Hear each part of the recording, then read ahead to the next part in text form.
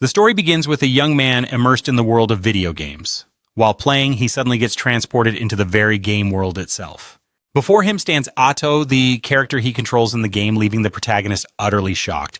The game he played on his bed is actually a nation management simulation set in the dark world of Fantaria. Atto is the protagonist's favorite character, constantly calling him king. This makes him wonder if he has actually transmigrated into the king himself. Then Atto explains why she calls him that, because in the game, he has achieved countless nightmare-level accomplishments. These achievements are shown through controlling the most uncontrollable civilization, the destroyer of humanity. That person is none other than Takuto, a top player proudly leading the player rankings. This shocks Takuto. He can't understand how she could know about him when she's just a character in the game. Atto quickly explains she remembers every command he gave in the game, remembers all the times they invaded worlds together and suffered repeated failures.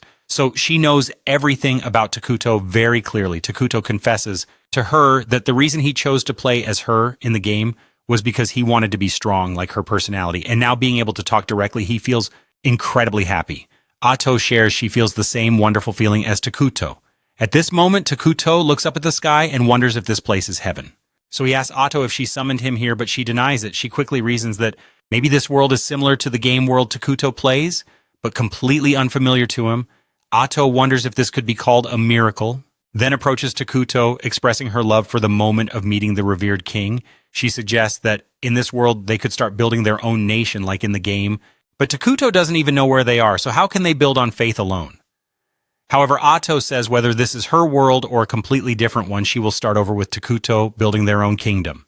Takuto is still confused about what's happening to him, but he agrees to Atto's proposal. When he agrees to build a civilization together, Atto is overwhelmed with joy. Then she introduces herself as Atto the Guardian, someone born to be a guardian with the mission to destroy the world. She promises that from this moment on, this sweet mind and body will serve King Takuto at all costs. Takuto feels excited and declares their civilization will be the most evil nation ever, just like in the game. Takuto asks Atto if she already knows the first thing they need to do, right? They decide to retreat from the outside world gradually, hiding to build their empire. Then Atto summons a scout creature, but it's so ugly that Takuto and Atto can't find any words to criticize it. Takuto realizes their civilization is very weak right now, so they must be extremely careful. Therefore, they must always remember this before making any move.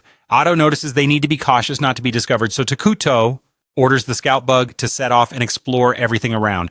Atto even warns it not to become king. Takuto is disappointed, but the bug must complete its mission.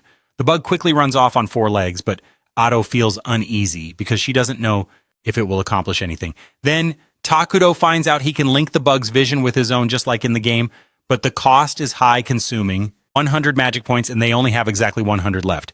Building a settlement as their base will also cost 20 points. So Atto thinks that price is too steep and they shouldn't waste so much energy anymore. Takuto also needs to create warriors to fight, but that's not a viable option given their extremely limited initial magic energy. Therefore, Atto says that if necessary, she will fight with all her might. Takuto also remembers that Atto will grow stronger over time, but since the head would also cost 20 points. So Atto thought that price was too steep and they shouldn't waste so much energy anymore. Takuto also needed to create warriors to fight, but that wasn't a viable option given the extremely limited magical energy source. Therefore, Atto said if the situation forced it, she would fight with all her might. Takuto also remembered that Atto would grow stronger over time, but since her current level was only 3, it meant their empire situation was extremely risky. Any encounter could lead to their annihilation. So Atto suggested Takuto first smile a bit, then continue observing the greedy monster's expedition. Through this, he gradually got familiar with the surrounding terrain, noticing it was covered by dense jungle. But strangely, they hadn't encountered any monsters yet. Atto believed the forest must be a good hiding place for monsters. Takuto kept going. Tracking but seeing no creatures, he decided to explore a little longer. Meanwhile, Atto felt she couldn't help with this and apologized to Takuto, but that didn't matter to him because his happiness mostly came from having her by his side. Feeling useless in this matter, Atto apologizes to Takuto, but it doesn't matter to him because his happiness mostly comes from having her by his side. Atto beams with excitement at Takuto's words and moves closer as if wanting to attract the protagonist. Suddenly, a group of dark spirits appear tracking that group of people not far from where they stand. It's a large group. Ato thinks they seem like they're in a fantasy world. From what she knows, dark spirits are usually neutral, but tend to lean toward evil, quite similar to their empire's evil path, so facing them is somewhat reassuring. Takuto asks, usually neutral, but leaning toward evil, matching their empire's dark path, so it's somewhat reassuring facing them. Takuto asks, Ato, do you think this place might already be conquered territory? If so, things would be really bad. Takuto prays to avoid war as far as possible. At this stage, he believes they initially need to hide, and Ato also thinks being near another civilization would be troublesome. Ato suggests that if this is true, they should run away if they want to survive. Takuto agrees because their empire values peace above all, and Ato thinks that war, even on this SAO, is a savage act, so the two decide to observe the Dark Spirit group to gather more info about the area. If unlucky, they will escape. Of course, Ato fully agrees, both hands and feet ready with Takuto. Suddenly, some members of the Dark Spirit tribe appear, surprising them. A memory rushes into their minds. Inside the Dark Spirit tribe's mind, they wander through the forest. Their leader is named Gia. They have nowhere to go after being driven from their homeland, and their children are starving. Gia believes the forest is full of trees, so there must be food. Nearby, Emily murmurs about the cursed forest legend she read about on the unknown Hydroskia borderlands. She recalls there was some kind of seal in that land and that place. Has no life thriving? Ra thinks it's just a myth because the trees here are still growing. Even so, Ra doesn't want to give up the chance to live here, and because people are waiting for Ra and the Vanguard team to return. That's why Ra unexpectedly meets Ato and Takuto again with reality. In Ra's eyes, Takuto looks sinister, making him deeply worried for his people and soldiers. At this time, he can't make any wrong decisions. Then Gia steps forward and kneels before Takuto, introducing himself as the chief of the Mazarin warriors of the Dark Spirit clan, apologizing to Takuto for trespassing the king's forest without permission. Ato thinks Gia's apology is good since he intruded on this land without consent. She asks how he got here, so Gia tells her his tribe once lived in the center of Hydroskia. While speaking, he feels relieved since Takuto seems to understand his tribe's situation, but because of his long story, Ato gets pissed and demands Gia get straight to the point immediately. Gia quickly explains they were driven from their homeland and have nowhere else to go. Realizing that long-winded stories will get him killed by the little lioness soon, Takuto asks Ra if there's any other problem. Ra is shocked by the question, but answers that his tribe faced violent oppression. He says they came to this land to escape the nobles' injustice. Due to food running out on the way and trying to evade pursuers, they haven't eaten anything for a long time now. Ra feels they don't deserve all this injustice. All they want is to live in peace, somewhere of their own. Hearing this tragic story, Takuto gives them some apples. This surprises Ra greatly. Takuto says the apples are like charity and asks if he's ever eaten them before. Ra replies he's never seen these before. The apples are really strange. Still, he thinks it would be rude to eat in front of the king without sharing, but before he can say more, Ra and his subordinates immediately ate the apples deliciously. Seeing this, Takuto gave them more fruits. Noticing Ra showed no expression, Ato hurriedly reminded him to thank Takuto for his generous charity. So Ra begged Takuto and told him about the starving children and elderly waiting for their return. If he didn't come back, they would only have skin and bones left. So Ra earnestly pleaded with Takuto to bring some apples back. This moved Takuto's heart, so he provided him with many kinds of food, astonishing Ra. He thought to himself that the Black Star tribe had fled from the light, considered the justice of the Light Star tribe. They were forced to live in darkness with no helping hand ever reaching out, but Takuto offered food unconditionally. The Black Star warriors felt grateful to Takuto. By the way, they asked for King Takuto's name, but he didn't respond. Then the story shifted to where the remaining Black Star spirits were gathering. There was a starving woman near death, comforted by a girl beside her promising to bring food soon. Suddenly, they smelled food approaching then. Ra appeared reporting he had brought plenty of food and told everyone to get ready to eat. Both young and old feasted after days of hunger, filling them with happiness from the delicious meal. Afterwards, the Black Star tribe went to sleep while Ra stayed awake alone guarding Elder Manta. Then Manta came to him saying the food Ra brought was amazing, something he'd never seen in his life. Ra agreed, having tasted it himself.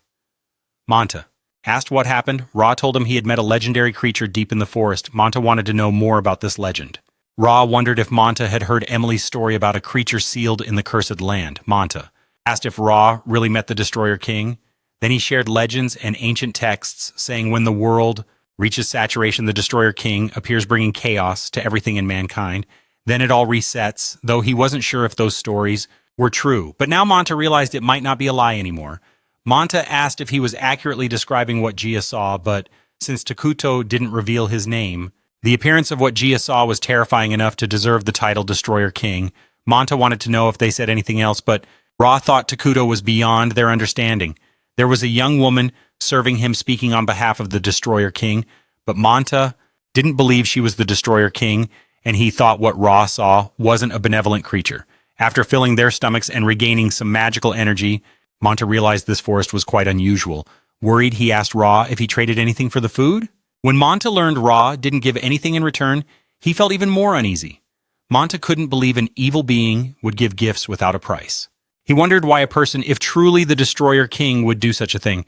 Ra guessed it was out of pity and sympathy for their situation and to show his generosity. This made Manta angry, thinking Ra had bowed to become a follower of evil, but Gia denied that. Manta scolded Ra for kneeling before that being. Gia said he was just showing respect because King Takuto helped and rescued them while they were starving, but Manta still insisted the creature was a demon. Gia argued they were wasting time arguing and should be thankful for the food in their bellies. Then Gia asked what else they needed to do, but Manta didn't know either. Reassuring Gia he had done all he could, Manta said as the elder of the Black Star tribe, he would negotiate with the king since he had lived over 2 centuries, so if worst came to worst, dying wouldn't matter. The story shifted back to Takuto. Takuto was sulking, wondering how he could waste his limited magical energy on something like this, but feeling pity for their situation only made Ato angrier because they had just started building their nation and knew nothing of their surroundings. So Takuto apologized to Ato for using magical energy without asking her first. Like soothing his little wife, he promised not to repeat it and hoped she wouldn't stay mad. Seeing Ato still upset, Takuto promised to grant any one request she wanted. Then Ato realized Takuto wasn't very fluent when talking with the Black Star tribe. While talking to her, he was fine. Ato thought Takuto was probably playing the role of a serious leader who looked down on grand speeches and delegated the negotiations, negotiating for his subordinates. However, the truth is Takuto is very bad at communication since he's mostly been confined to the hospital. Seeing Takuto's obvious sadness made Ato uneasy. She earnestly asked the male lead to stay calm. The next day, as Ra was about to visit Takuto again, Elder Manta asked if he was ready to face the king. From the elder's perspective, once they accepted the kindness of the Destroyer King, they must be prepared to pay any price the king demands. Gia thought it wouldn't be like that since Takuto never asked for anything in return, but Manta believed that demanding repayment is the nature of evil creatures. Still, he knew they needed to continue relying on Takuto to survive because there was nowhere else safe for them. Both decided to go together to Takuto's place, unaware that a reconnaissance insect of the king had been following them from the start. In the end, Takuto immediately summoned the bug back for a report. Knowing the Black Spirit tribe was coming, Takuto silently hoped they would just take the food prepared yesterday and quietly leave. Takuto became anxious, explaining that he gets very stressed and can't communicate smoothly when meeting others, so he wasn't sure if he could negotiate with the Black Spirits. Not sure if he could negotiate with the Black Spirits. Hearing this, Ato said she would take over for Takuto, and that would show the Black Spirits their king isn't someone who lowers himself to talk to just anyone. Soon after, Manta and Gia arrived. The Black Spirit Elder opened with a solemn greeting to thank Takuto for supplying food to his people. Then, he asked for the name of the person who helped them. With Takuto's permission, Ato proudly announced the king's name and declared Takuto as the Destroyer King. Both Manta and Gia were stunned and fearful upon hearing that name. Ato told them to take the food and leave because they couldn't stay long anyway. However, Manta expressed his desire to repay Takuto for the kindness the king showed and asked if the Destroyer King would accept any gifts in return. Takuto replied they wouldn't have anything to please the king, so she told them not to bother and asked the Black Spirits if they were so poor that they had nothing valuable to offer. Manta hesitated because indeed they had nothing valuable left on them. Seeing his hesitation, Ato shot him a sharp glance, probing if he was scheming something. Manta started to panic and Takuto realized the negotiation atmosphere was getting tense, so he suddenly called Ato over to discuss how to talk. Ato was annoyed, thinking Takuto was being too kind. She believed these two failures didn't even know how to negotiate, and if it continued, they'd only become obstacles to building the empire. Losing patience, she suggested killing them all and impaling them on poles around the base, but Takuto asked her to stop that brutal mindset immediately. Takuto explained the Black Spirits only wanted to coexist peacefully, and their desire to repay was for that reason. He proposed that instead of giving them free food, they should pay based on their actual strength. Ato couldn't argue with that logic and told the Black Spirits their king had accepted their offering. Seeing the relief on Manta's face, both Takuto and Ato realized he had been worried because he thought Takuto was evil, but then Ato got confused. Suddenly, Takuto had an idea and told her to ask the Black Spirits about information from the outside world. Manta was genuinely pleased to hear this and vowed to tell Takuto everything he had seen and heard outside in the most detailed way possible. Then Atto said that when he was done, he and his tribe must leave the forest.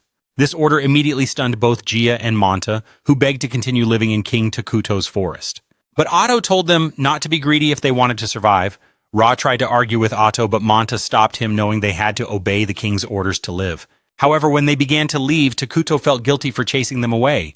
He suddenly had an idea and said to Manta and Ra to become his citizens. But Atto told them not to be too greedy if they wanted to survive. Ra tried to argue with Atto, but Manta stopped him. He knew they had to follow the king's orders if they wanted to live. However, as they began to leave, Takuto felt guilty for driving them away. Suddenly, he had an idea and told Manta and Ra to become his citizens. Both were shocked to hear this, but the most stunned was Atto. She asked Takuto what the heck he was doing. Takuto reminded them of his refugee system in the game, allowing him to accept different races as his citizens.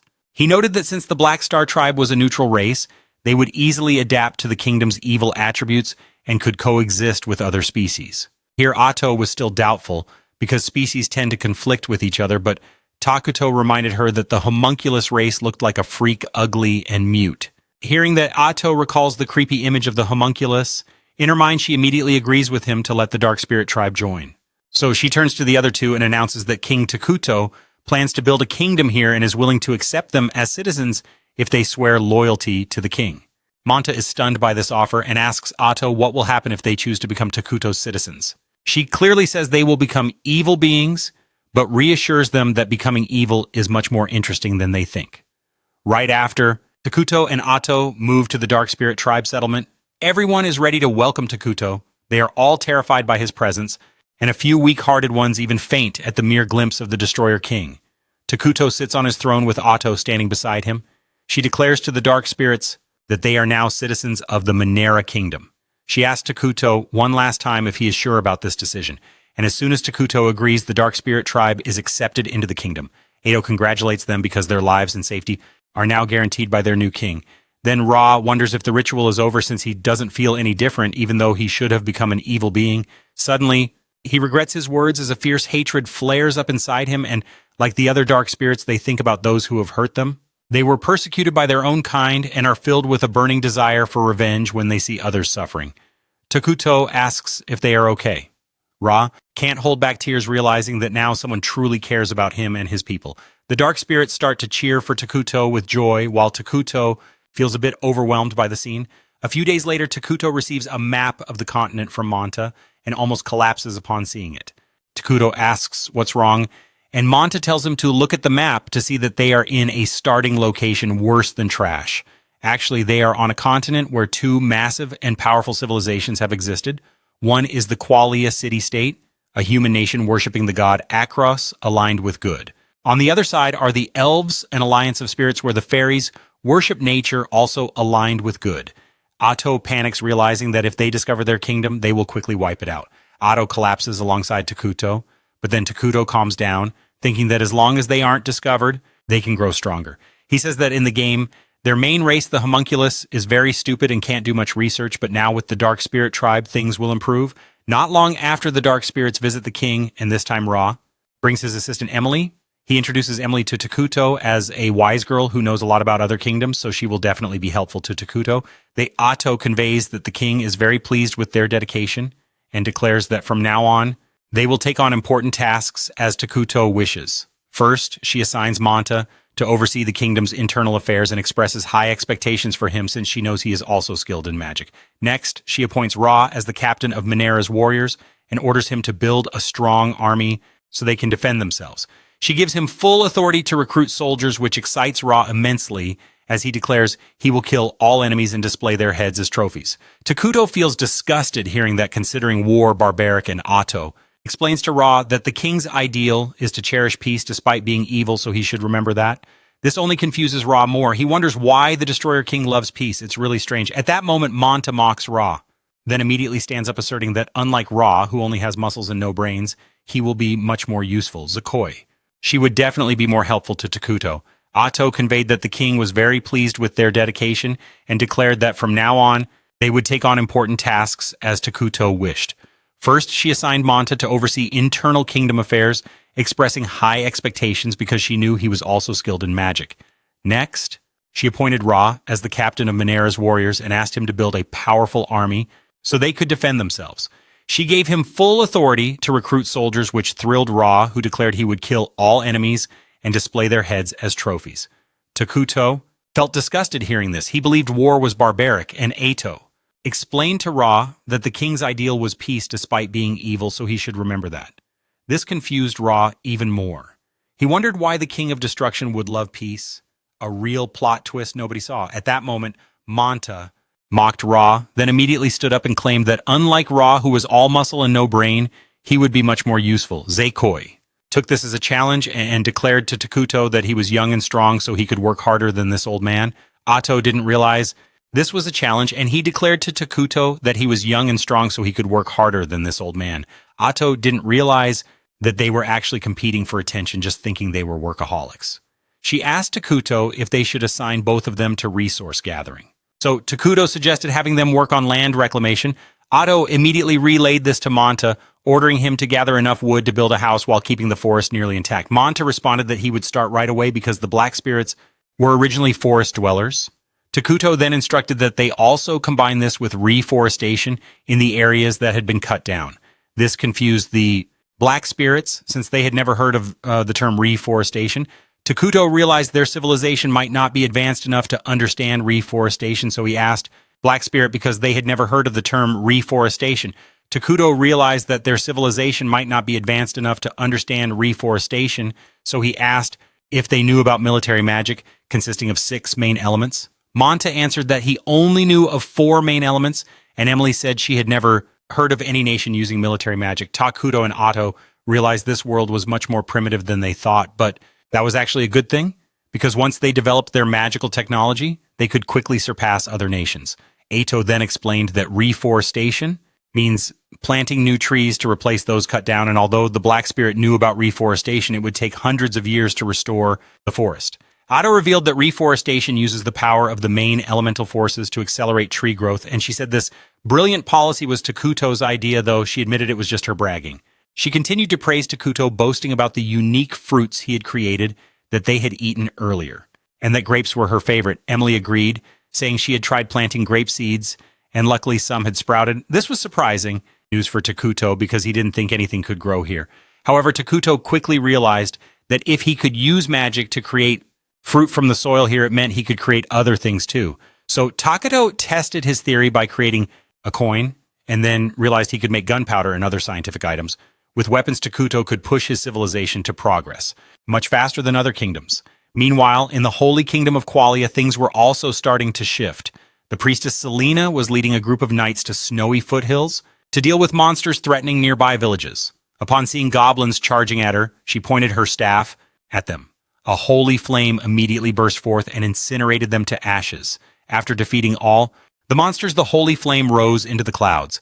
When sunlight shone down on the scorched ground, new sprouts began to grow. The knight captain explained to his soldiers that Priestess Selena's power could burn and destroy evil monsters, and also transform where they died into a flower garden right there. Thanks to her power, that's why they could maintain friendly relations with the elves. After the battle, Priestess Selena told the cardinal that he should send holy knights southward because she had a premonition about something terrible happening soon in the cursed forest.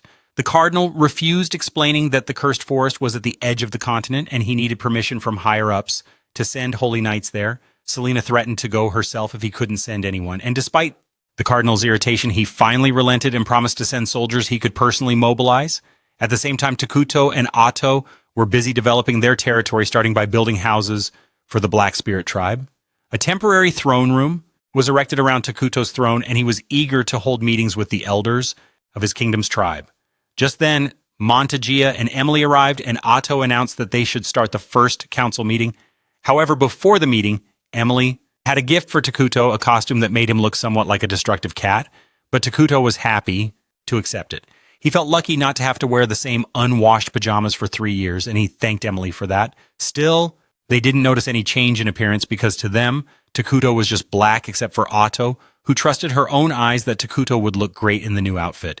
After the gift exchange, happily accepted the outfit. He felt lucky not to wear the same unwashed pajamas for 3 years and thanked Emily for that. However, they didn't notice any change in appearance because to them, Takuto was just black, except for Atto, who trusted her eyes that Takuto would look great in the new outfit. After the gift-giving, Atto started the council meeting, but Takuto was absorbed in his new clothes. Atto decided to continue the meeting without him and would consult him whenever needed.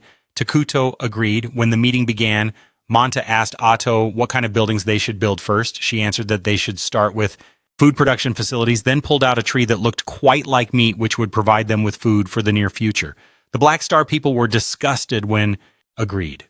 When the meeting began, Manta asked Atto what kind of construction they should prioritize first. She replied that they should start with food production facilities, then pulled out a tree that looked quite like meat, but it was what would provide them food for the near future. The Dark Elves showed disgust when they saw the tree and asked Atto what it was. She explained that it was a meat plant, a unique species of their civilization. She added that this plant could produce meat tasting similar to human flesh and was quite nutritious. The Dark Elves were shocked to hear that and disliked the flavor for some reason, but Atto reassured them that it was only a temporary solution and soon they would have other kinds of food to eat. Therefore, Atto suggested they also need to prepare storage, warehouses, and management facilities along with farms. So Emily decided to take on that job. Then Atto moved on to the next agenda item, which was research, because acquiring advanced technology was especially important for small nations like theirs. Manta asked which type of technology she wanted them to focus on. She wanted them to study magic technology. Takuto was very excited, and Manta, as a mage, declared he would do his best. He then asked Atto exactly what type of magic technology to research, and she proposed military magic. She explained that standard offensive magic could only target a few people at once, but advanced military magic could destroy entire cities and even alter terrain to their advantage. Atto asked him to gather talented magic users and start research immediately. Manta was thrilled at the prospect of creating spells never before seen in this world. Next, Atto moved on to military strategy, and Ra got excited now that it was his turn. However, Takuto immediately said they shouldn't invest too much in the army at this time. Atto added that the army was expensive to maintain, but didn't bring any benefits in this phase.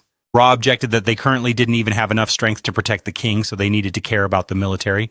Manta also added that both he and Ra were wanted leaders of the Dark Elf tribe, so their enemies might come to attack the kingdom. Manta also added that both he and Ra were wanted leaders of the Dark Elf tribe, so their enemies might come to attack the kingdom. Takuto understood their concerns and decided to create a hero for Ra to protect them. Atto agreed, saying making a hero was costly, but they didn't need many resources to maintain, so it suited the current situation perfectly.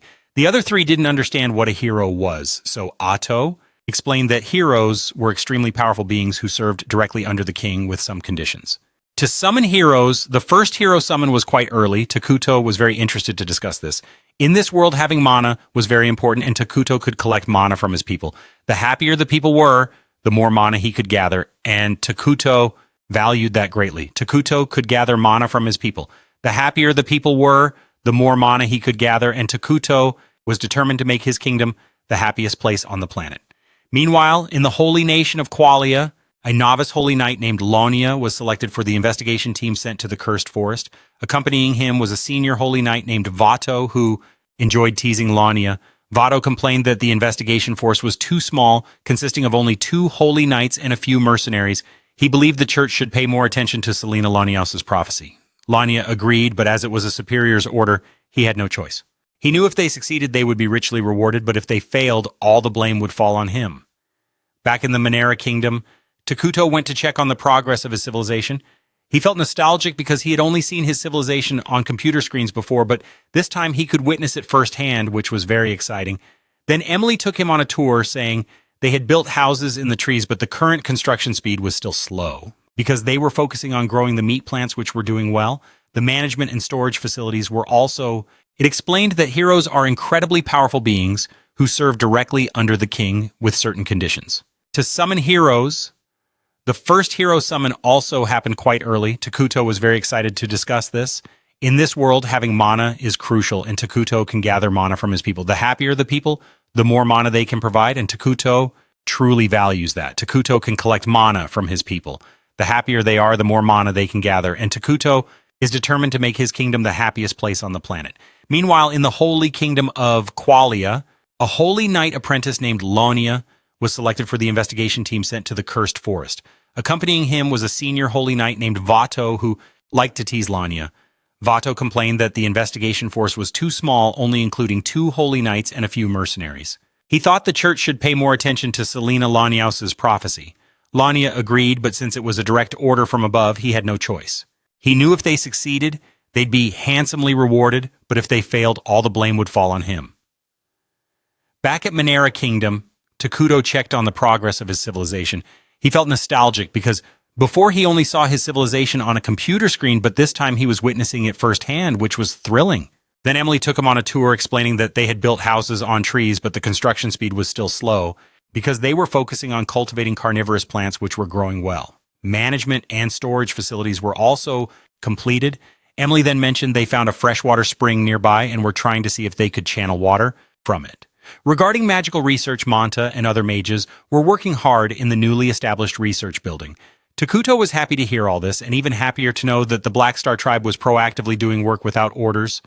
But more importantly, like finding a water source, he was truly glad that the tribe's life had visibly improved compared to their previous emaciated state. When he said this, Takuto was very happy to hear all that, and even happier to know that the Black Star tribe was proactively handling tasks without orders. But most importantly, like searching for water sources, he was truly joyful that the tribe's life had clearly changed from its previous miserable state. When he said that to Emily, she burst into tears of joy.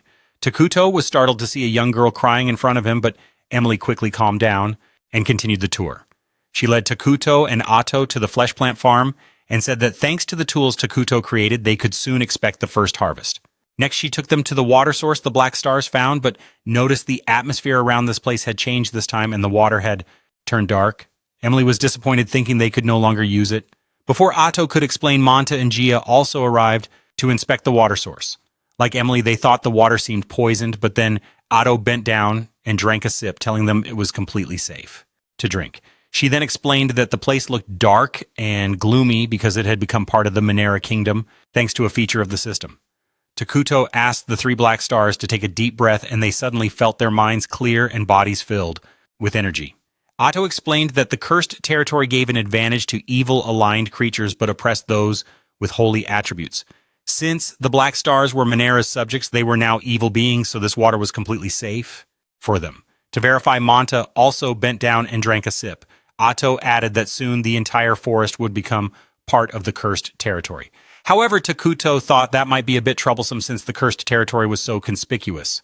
Manta agreed, saying once the forest became that dark, their enemies could easily spot it. Ra once again suggested forming an army, but both Ato and Takuto reassured him they would summon a hero.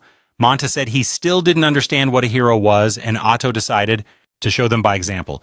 Then she suddenly summoned dark tentacles from behind and easily sliced down nearby trees in front of them, revealing that she herself was a hero, and although she had only reached a fraction of her power, that was enough to defeat an entire army.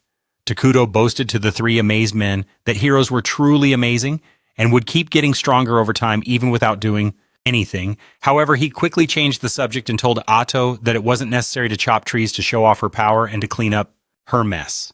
Meanwhile, the Black Stars were genuinely amazed at what they had witnessed and considered Takuto truly a great lord. So they decided to build a magnificent palace worthy of Takuto. But Takuto said it wasn't needed for now, though they didn't accept that. Their king couldn't live in such a dilapidated place anymore. Ato also told Takuto that building a palace would make the people happier, so they should be allowed to do it. Takuto decided to permit them and revealed that one day he would also build a flying fortress. Meanwhile, the investigation team led by Lunius and Vorto had begun their journey to the cursed forests in the south. Vorto still seemed a bit disappointed with the small size of the team. Lunius replied that getting this many was already lucky since most of the army was dealing with riots in the north where Manzi species suddenly appeared to attack and loot cities, forcing the Empire's forces to redirect most firepower to handle that. Suddenly, the mercenaries mentioned that those sent to the north would surely face hardships. They felt lucky not to have that mission because despite the generous pay, being involved with witches made survival unlikely. Lunius was curious about witches and at night approached a mercenary named Bago to ask. Bago said there were rumors that all troubles in the north were caused by witches, but Lunius didn't believe it since one witch alone couldn't do much. Bago agreed and guessed those sent north would definitely face hardships. They felt lucky not to have that mission because despite the handsome pay, dealing with witches made survival unlikely. Lunius got curious about witches, and at night approached a mercenary named Bago to ask about it. Bago said rumors blamed all the troubles in the north on witches, but Lunius didn't believe it because one witch alone couldn't cause such chaos. Bago agreed, guessing it must be some evil cult, But Vorto interrupted, ordering him to shut up, claiming it was superstition.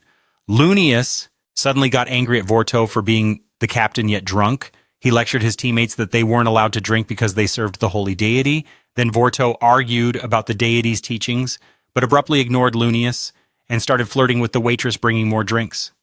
Bago asked Lunius why 2 holy knights were sent so far south. He feared it was another witch hunt, and if so, something truly evil lurked inside the forest they needed to investigate. However, Votol seemed to sense something and decided to negotiate peace with Ato. He told her to swear before the gods that no threat to the holy kingdom of Qualia existed inside the forest. Ato swore before her deity that they were the ones more afraid of Qualia. Votol was satisfied with that answer and declared they would retreat. Lanius couldn't believe this and pointed out that the woman was clearly hiding something. Votol told Lanius to trust the oath to the gods. He wanted to pull his men out of the mission. Lunius said he didn't know, but then Vorto cut in, boasting that he had gathered some info from the waitress about what was going on. A group of dark elf clans recently fled to the cursed forest. So the higher-ups probably just wanted to deal with them. Bago breathed a sigh of relief hearing that and agreed they should quickly take care of the dark elves. Lunius also believed that if left alone, the dark elves would soon become a threat, but Vorto told him to relax since this was just a reconnaissance mission, and if things went south, they would run instead of fight. However, Lunius stubbornly wanted to eradicate evil wherever it was, firmly stating they couldn't run from the duty of a holy knight. Hearing this, Vorto advised him to stop chasing false glory and only fight when absolutely necessary. He reminded Lunius that he had family back home, as did the others on the mission, so nothing was more precious than returning safely. Meanwhile, in Minera, the first harvest of meat plants was picked and placed in an open patch of land. Takuto stood before the harvest as all the dark elves watched eagerly. They wondered what would happen next when Takuto began channeling his magic into the pile of fruit. Suddenly, it transformed into a giant bug. The spirits couldn't believe Takuto created a living body from just a bunch of fruit. Ato began praising him. She declared this was less than 1% of the true power of their master. She told the spirits this was not the king's full power, and as long as they continued to show reverence to the king, he would grant even more. So they began to cheer Takuto enthusiastically. Then Takuto returned to his throne, feeling relieved that he had successfully created the bug monster. It was a game feature, but he still didn't fully understand how it worked. In this world, Ato told him they didn't need to overthink it because the kingdom building was still under her control. Then she informed Takuto it was time to move to the next step, summoning a hero, as soon as they gathered enough magic power. Excited, Ato asked Takuto who he planned to summon. He had been pondering and wanted to summon Isla, the queen of insects. Ato thought it was a very reasonable choice since Isla could boost the power of all insect-type monsters and help them fight on the front lines. She could also create a larva army to handle menial tasks, so Isla could support their kingdom in both defense and production. Ato was happy that her king thought so carefully. Takuto also believed Isla was the best choice right now because the others were too unstable. Ato agreed because she knew the other heroes all had crazy, uncontrollable personalities, but Takuto still hoped one day to summon them, just not now. Elsewhere, Lanius and his group arrived at the Dark Continent and soon faced a giant monster. Lanius started ordering mercenaries to support him, but Vorto said it wasn't necessary because he would handle the giant monster himself. He said they didn't have time to waste, and it would be faster if he took care of this personally, saying that he dashed straight toward the giant monster. He aimed his sword at it while the team watched. Vorto then infused holy light power into his sword like in a superhero movie. The giant monster had to wait for him to transform before attacking, allowing Vorto to easily block its heavy mace. Then, taking advantage of the moment, he sliced the monster in two with his holy sword without giving it a chance to resist. He cut the monster in half with his holy sword without giving it a chance to resist. He returned to the troops after killing the giant, and Lunius began. However, Vorto believed this was only the beginning. That statement made Lunius worried again. In Minera, Takuto was enjoying a burger when Ato anxiously advised him to eat healthier food. He replied that during his hospital stay in his previous life, he only ate bland, flavorless food, so now he swore to eat whatever he liked. In his previous life, he ate only bland, flavorless food, so now he swore to eat what he liked. But Takuto looked worried about Ato. Because she only eats salad, but has managed to survive until now, it's truly a miracle. But she explains that to stay in shape and attract Takuto, this hardship is worth it. Afterwards, they talked about the rapidly progressing kingdom construction. Suddenly, Takuto told Ato to summon Manta and the others after they finished eating, because the new scout bugs they created had mapped the area around the forest, so Takuto needed to prepare countermeasures for the nearby human town. If anything unfortunate happens, Takuto first asked Ato to confirm whether the nearby town belonged to the Holy Kingdom of Qualia, and she was pretty sure it was neutral territory. Takuto was relieved to hear that because it meant they could negotiate with the town. Takuto hoped nothing bad would happen during their talks. At that moment, he received a report from a bug that an armed group was approaching the forest. He told Atto they should try to peacefully drive them away if possible, and if things got worse, they should prepare to fight. Meanwhile, the armed group was Leonius and Verto's team. As they entered the forest, Verto signaled everyone to stop because he sensed someone approaching. Then Atto stepped out from the forest in full black attire. Verto asked her to identify herself, and she claimed to be a dark elf fleeing with her tribe to this forest since nowhere else was safe. Atto showed sympathy and told her to move aside because they needed to investigate the forest, but she responded that there was nothing here for them to enter. Realizing something was off, Leonius started yelling at Atto, asking how she dared disobey a servant of the divine. Verto immediately told him not to insult her, which made Leonius furious at Verto's attitude. Verto then continued the conversation with Atto, explaining they couldn't just turn back because she didn't want them entering the forest. He asked if something was hidden there, and she said it was just a group of spirits wanting to live peacefully. By the way, she asked why he wanted to enter this cursed place. After a moment of thought, Verto revealed that the Saintess had a prophecy about an evil lurking in this forest, so he couldn't return without verifying it himself. The mercenaries were shocked because they had no idea, and Leonius scolded Verto for recklessly revealing a national secret. Verto shouted back that sometimes secrets must be told when necessary. This made Leonius even angrier because even a high holy knight like Verto had no right to reveal divine prophecies without the nation's permission. Meanwhile, Verto again asked Atto to let them briefly inspect the forest, but her attitude suddenly changed. She firmly insisted there was nothing to worry about inside and demanded they return once more. Immediately, Leonius was furious that a dark elf dared challenge a divine prophecy. He also sensed the atmosphere around Atto changing and believed something truly evil was inside the forest that they had to investigate. However, Verto seemed to sense something too and decided to pursue peaceful negotiations with Atto. He told her to swear before the gods that no threat to the holy kingdom of Qualia existed inside the forest. Atto swore before her god that it was they who feared Qualia more. Verto was satisfied with that answer and declared they would retreat. Leonius couldn't believe it and pointed out that the woman was clearly hiding something. Verto told Leonius to trust the oath to the gods and stop unnecessary fear. So Verto declared that since the investigation found nothing concerning, they would withdraw, but Leonius refused to accept that decision. Leonius declared he would revoke Verto's authority because Verto had revealed a prophecy to the enemy and abandoned his duty. He told the mercenaries they would enter the forest to confirm what evil was lurking inside. Bago agreed since after all Leonius was the one who signed their paychecks. Atto begged them not to enter the forest, but Leonius ignored the order and had his men arrest her despite his wife's advice against it, and to drop unnecessary fears. So Votol declared that this investigation found nothing concerning and they would withdraw, intended to choose peace negotiations with Atto. He told her to swear before the gods that there was no threat to the holy kingdom of Qualia inside the forest.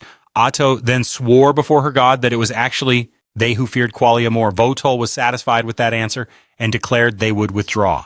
Leonius couldn't believe this and pointed out that the woman was clearly hiding something. Votol insisted that Leonius trust the oath to the gods and drop the unnecessary fear. So Votol declared that this investigation found nothing concerning and they would withdraw, but Leonius refused to accept that decision. He then declared he would revoke Votol's authority on the grounds that Votol had revealed the prophecy to the enemy and abandoned his duty. He told the mercenaries they would enter the forest to confirm what evil was lurking inside. Bago agreed since after all Leonius was the one signing their paychecks. Atto pleaded with them not to enter the forest, but Leonius ignored her orders and had his men detain her, despite his wife advising him not to.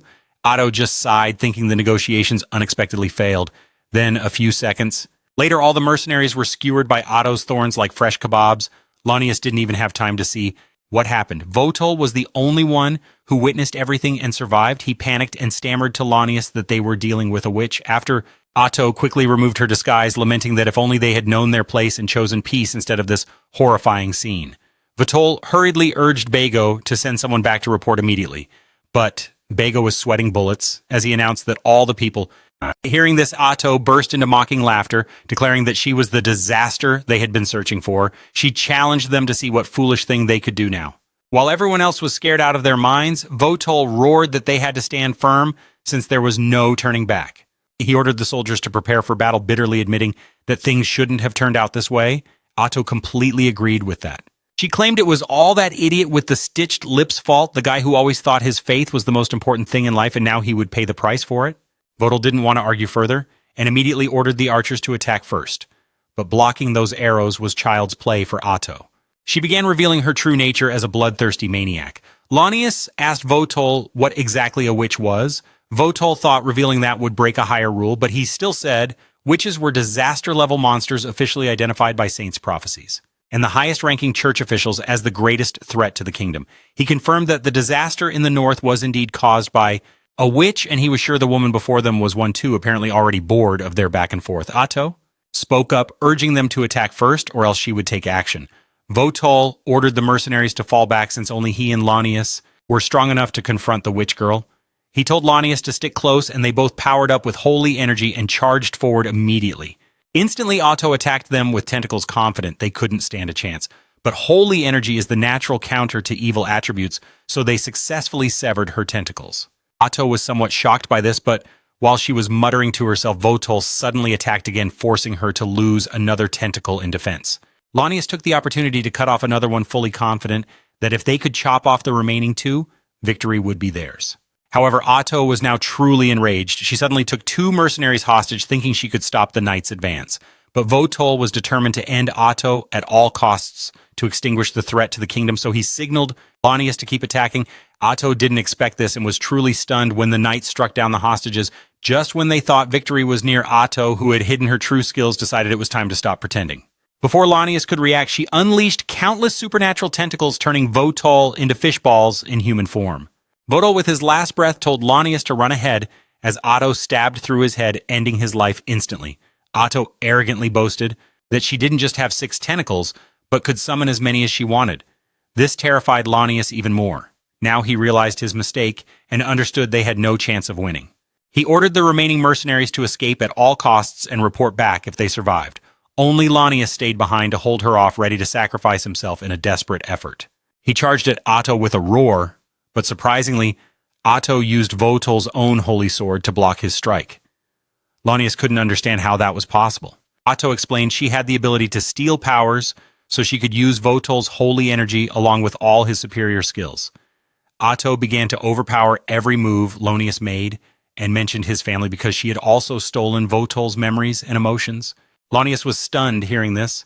Atto continued saying Votol wasn't just extremely talented, but cared about his comrades until the very end. She asked how Lanius felt, realizing Votol died just because of his stupid pride. But to everyone's surprise, Atto used Votol's own holy sword to block his attack. Lanius couldn't understand how that was even possible. Atto explained that she had the ability to steal powers, so she could use Votol's holy power along with all his superior skills. Atto began to overpower every step Lanius took while bringing up his family because she had also stolen Votol's memories and emotions. Lanius was stunned hearing this. Atto continued saying Vato was not only incredibly talented, but also cared deeply for his comrades until the very end. Atto asked Lanius how it felt to realize that Vato had to die just because of his stupid ego. Lanius replied that Vato wouldn't have sacrificed himself in vain, insisting that the mercenaries who escaped would definitely bring back news. But then, suddenly, he heard screams coming from all directions. Atto mocked him, saying she had ordered the shadow spirits to let no one escape. Lanius was desperate, madly charging at Atto, but couldn't do anything. Atto didn't kill him immediately, but hung him upside down, beginning to sow fear and regret in his heart. Atto said that if he had listened to Vato and retreated, letting no one escape. Lanius was desperate, madly charging at Atto, but couldn't do anything. Atto didn't kill him immediately, but hung him upside down, beginning to sow fear and regret in his heart. Atto said if he had listened to Votol and retreated, maybe he could have returned to his family and lived a happy life. But no, Lanius chose a stupid path. Atto declared to Lanius that he would die. Here then she would hunt down and kill his entire family. She would also kill everyone in the towns and villages his group had passed through, without reason, and he would bear all the guilt. Atto recounted that her king taught never to let anyone look down on you, and to accomplish that, she would massacre millions without reason, and then everyone would hate Lanius for his foolish actions. The knight's spirit was completely broken now. He could only beg Atto to stop, but she began to act cheerful, saying that he must have once been a devoted patriot who loved his country and family. But Atto hated people who thought they were right like him. She told him to witness the massacre. When he reached heaven, Lanius begged Atto to stop once more, but this time, Atto decided to end her torture. A while later, Atto stood silently thinking about her actions in the future. Lanius's wedding ring lay abandoned in a pool of his blood. Right then, Ra and a few dark spirits came to report to Atto that they had dealt with all the mercenaries as ordered. Atto looked satisfied and decided to return and leave the cleanup to them. However, before leaving, Ra asked a question. He timidly asked if she really planned to do all the things she told Lanios. Atto suddenly looked serious for a moment, but quickly returned to her usual cheerful demeanor. She replied that there was no way she would do that. Those things were because she was a lover of peace. The words she said earlier were just to tease Lanios for fun. Then she decided to go see Takuto immediately because she had an urgent report for him. The report was about the presence of another wizard in the north. Strangely, in the game there was no such thing as a wizard. Takuto realized that this world wasn't exactly like the game. Atto thought so too, saying that while there were some similarities, the rest was quite different. However, she was confident they could use those differences to their advantage. Takuto didn't understand, so she explained that in this world, instead of just absorbing defeated opponents' abilities, she could also absorb part of their memories. This would definitely be very useful. She excitedly announced that she had learned a bit about the situation in the kingdom of Qualia thanks to the 2 knights she killed. Atto said that Qualia was currently busy with disturbances in the north, so they wouldn't pay much attention to them, but the entire scout team being wiped out would surely raise some suspicions. Takuto believed that when Qualia took action, they needed to be extremely cautious because they didn't know what they were dealing with. Takuto wasn't worried about them, but was quite curious about the wizard in the north. He asked Atto what she knew about that wizard from the knight's memories. She answered there was no clear information. The only thing she was sure of was that the wizard had caused military-scale damage in the north. She suddenly remembered that she also knew the wizard's name, Arokino, the Mist Siphon Wizard. Takuto got even more curious and thought that if a single wizard could cause military-scale damage to a nation, it was highly likely she also came to this world from Earth like them. He believed she was on the same level as the heroes in the game, so they should be wary of this wizard. Atto thought that wizard was definitely a villain like them, so they could try to make contact, but Takuto dismissed that idea, reminding her that evil beings rarely have good relationships with each other. Atto sighed, feeling things were getting complicated, but Takuto told her to stay calm because the wizard was far away. And even if she became an enemy, they still had time to prepare. This led them to the need to summon a hero. Takuto said they might need to reconsider which hero to summon. Previously, he had thought about summoning Ayla, but now he wondered if they should summon a hero more focused on combat.